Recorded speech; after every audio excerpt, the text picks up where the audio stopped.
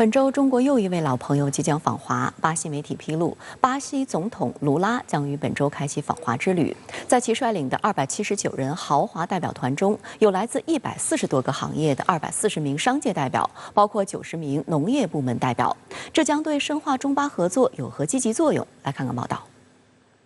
综合巴西媒体近日报道，卢拉原定于上月26号至31号对中国进行国事访问，但因患流感和肺炎推迟了行程。巴西总统办公室3月31号表示，卢拉已将访问时间重新安排在4月11号至14号。巴西经济价值报8号称，在因病推迟访华之旅2周后，踌躇满志的卢拉将于11号启程前往亚洲，重新安排访问的速度之快、行程之密集，反映出两国希望举行会晤的强烈政治意愿。深圳卫视注意到，卢拉此次是他任内第5次访华。2004年，他首次以总统身份访华时，正值中巴建交30周年。而此次访华是卢拉时隔13年再次当选巴西总统后，首次出访东半球。据巴媒透露，此访的目标包括构筑更加平衡的贸易关系，加强与北京的双边合作，并使巴西出口到中国的商品更加多样化。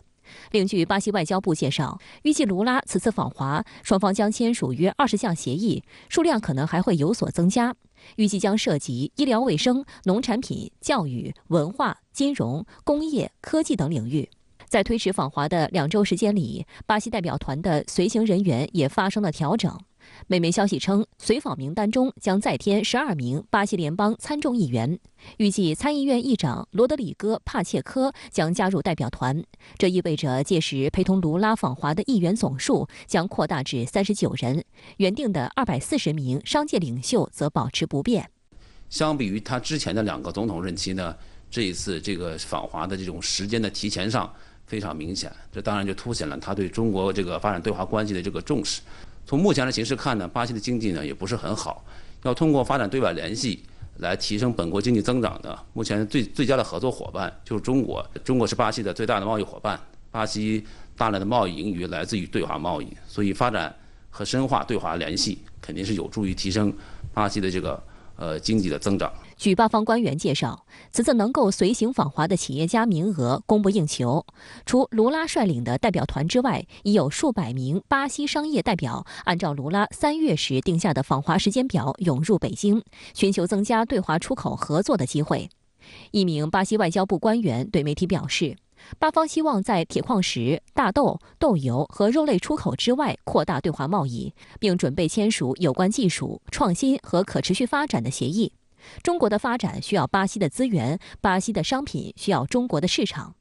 值得一提的是，中国在2009年成为巴西最大的经济伙伴，两国之间的贸易额现已达到每年1720亿美元，几乎是巴西与美国贸易额的2倍。除了在贸易上加深合作，有外媒注意到，卢拉此次访问的另一主要议程可能是加入“一带一路”倡议。按照巴方说法，卢拉带领的巴西代表团计划于13号前往上海，参观金砖国家新开发银行总部。巴西前总统罗塞夫已获选为该行新任行长。卢拉在今年1月重新上台后便承诺将加强与金砖国家机制其他成员的合作。金砖国家新开发银行是一个独立于现在的西方主导的金融体系的金融机构。